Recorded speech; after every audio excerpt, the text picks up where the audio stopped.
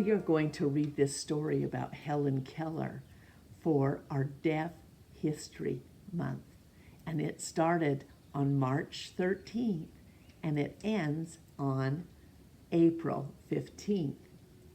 But it also could fit into our Women of History, and because Helen Keller is an amazing lady also. The title is Helen's Big World, The Life of Helen Keller. Helen's Big World, The Life of Helen Keller, written by Doreen Rappaport, illustrated by Matt Tavares. And Disney Hyperion is the publishing company. Helen gurgled and giggled in her crib. At 6 months, she crawled and said, "Howdy yay," and "wah wah" for water. When she was 1, she ran after a ray of sunshine. She loved the mockingbird's song and the sweet smell of climbing roses. But best of all was being on her father's lap and in her mother's arms. The beginning of my life was simple and much like every other little life. When Helen was 19 months old, an illness her doctors could not name struck her. When she recovered, she could no longer see or hear or speak. When her parents pressed her close, she knew their smell and their touch, but she could not see them or hear them or say their names. In the dreary month of February came the illness which closed my eyes and ears. Gradually, I got used to the silence and the darkness that surrounded me. Helen tried to figure out her dark, silent world. She used her hands to recognize objects. She used her brain to make up signs to let her family know what she wanted.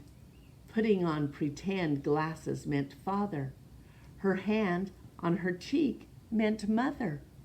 But she could not make up enough signs to have her needs understood. Many times she screamed and kicked and ended up sobbing. Sometimes she hit the people she loved. My failures to make myself understood were followed by outbursts. When Helen was almost 7, Annie Sullivan came to teach her. Annie had been legally blind.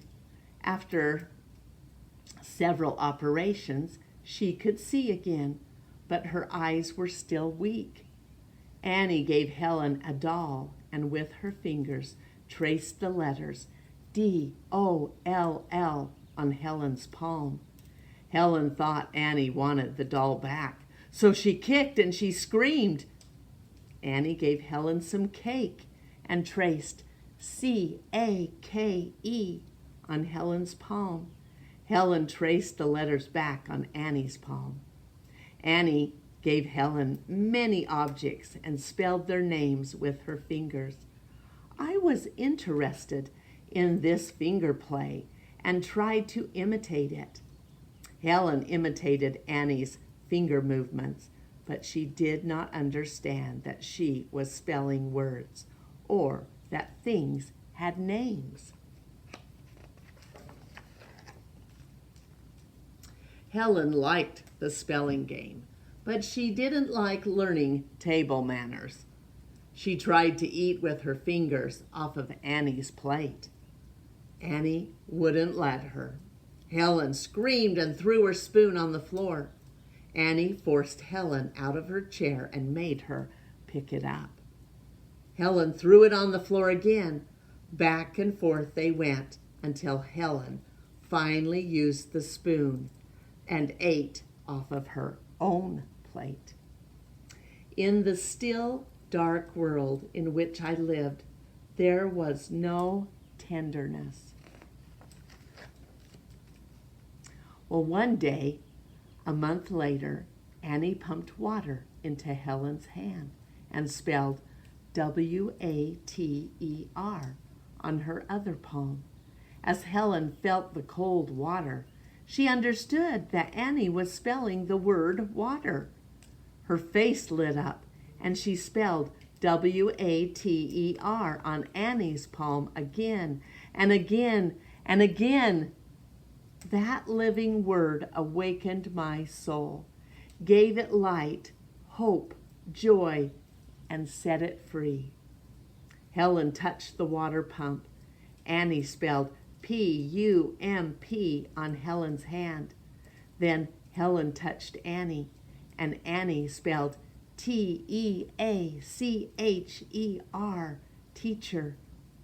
For the next few years, Helen learned thousands of new words and practiced speaking them with her fingers from the second she woke up until she went to sleep.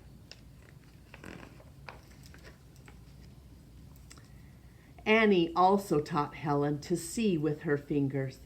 Every day for many weeks, Helen touched a lily growing in a pot. She felt its pointy buds open and form silky blossoms. Helen smelled violets in Annie's hands and felt the warmth of the sun on her face. And Annie spelled each new word or idea. With her fingers, Helen felt the vibrations of a person's laughing, a chick bursting out of an egg, a horse neighing, and a baby pig squealing. And Annie spelled each new word or idea. There is not a talent or an inspiration or joy in me that has not been awakened by her loving touch. That's what she said about her teacher. Well, Annie placed paper on a writing board with grooves. She showed Helen how to guide her pencil with her left hand as she wrote in the grooves with her right hand. Once Helen learned to write, she would not stop. July 12, 1887, Helen will write mother letter. Papa did give Helen medicine. Teacher did give Helen peach. January 9th, 1888, apples have no edges and no angles. Apples grow on trees. They grow in orchards. When they are ripe, they fall on the ground. January 29th, 1889, astronomer comes from the Latin word astra, which means stars. When we are sleeping quietly in our beds, they are watching the beautiful sky through the telescope. The stars are called the Earth's brothers and sisters. Helen learned so quickly, some people called her a genius. Other people said Annie was the genius. Articles were written about Helen, and by the time she was 8, she was famous. Helen liked writing with a pencil. She loved when Annie spelled books to her. But she wanted to read books on her very own, so Annie taught her Braille. Braille uses raised dots for letters and words. Annie put pieces of cardboard with raised dots on different objects. She spelled words into Annie's hand as Helen ran her finger over the dots and touched the objects. More objects, more dots, more words, practice, practice, until she read as quickly as sighted children. At first, I had only a few books in raised print. I read them over and over until the words were so worn and pressed I could scarcely make them out. Annie took Helen walking in the forest, jumping in the salty ocean, tobogganing down snowy hills, bicycling in tandem, and sailing in a boat. And she spelled out each new experience. The wind rose and the waves chopped angrily. Our little boat swirled in the billows, only to be driven down with angry howl and hiss. Our hearts beat fast.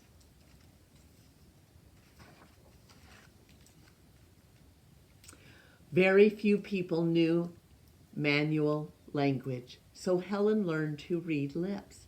She put her middle finger on a person's nose. She put her forefinger on their lips and her thumb on their throat and felt their lips move as they spoke. And at the same time, Annie spelled what they were saying. Practice, practice until Helen could read lips. Helen touched a person's face and felt their lips and tongue vibrate. Then she touched her own lips and tongue and imitated what she had felt. Practice, practice until she learned to speak. It was my ambition to speak like other people.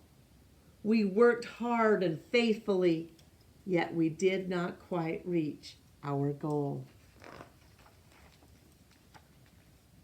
When Helen decided to go to college, most people said that it would be impossible for her to keep up with the work. But she was determined. Annie sat next to Helen in class, spelling what the teacher said. Most of the books Helen had to read were not in Braille. For more than 5 hours a day, Annie read the books and spelled them to Helen. She hurt her eyes doing it. Helen graduated with honors. Teacher read many books to me, in spite of repeated warnings from oculists. She has always abused her eyes for my use or my sake. While in college, Helen wrote her autobiography. She explained how Annie taught her. The book was a great success. People marveled at how much Helen knew and what a wonderful teacher Annie was. But some people questioned how Helen could describe things that she could not see or hear. They did not understand that she could smell lilacs and roses and feel the golden rays of the sun on her face and the soft, springy earth under her feet. I have the advantage of a mind trained to think, and that is the difference between myself and most people, not my blindness and their sight. Helen read all kinds of books and met all kinds of people and thought about all kinds of things and spoke out about what was important to her. She spoke against war and against child labor. She spoke for workers, unions, and for the right of women to vote and for justice for Black Americans. Many people did not like her ideas. Helen believed that words brought freedom, and she would not be silenced. I do not like the world as it is, so I am trying to make it a little more as I would like it.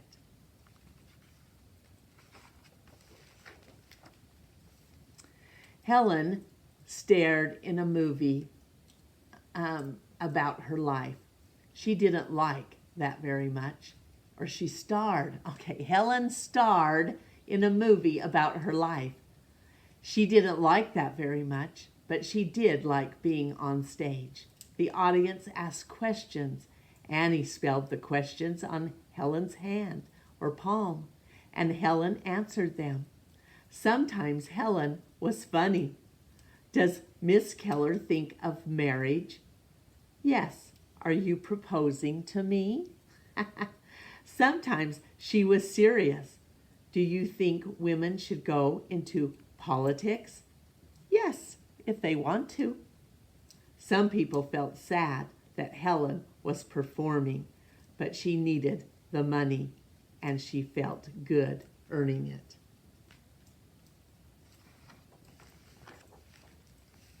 Helen traveled all over the world giving talks on the needs of blind people. She spoke in people's homes and in large halls. She met with lawmakers and teachers and presidents. She insisted that eye doctors examine newborns.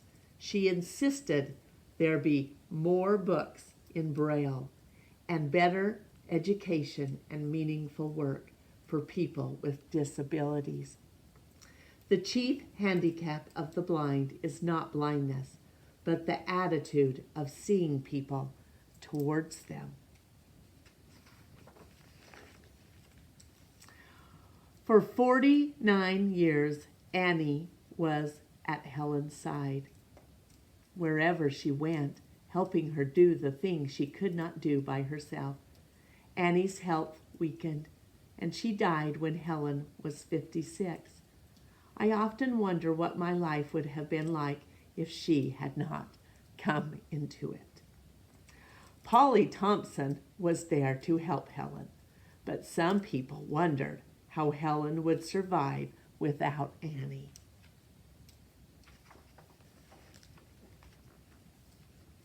Helen used the strength and knowledge that Annie had taught her to face the world. She kept traveling and speaking, always saying what she thought was important, until she died at the age of 87. I love my country, but my love for America is not blind. Perhaps I am more conscious of her faults because I love her so deeply.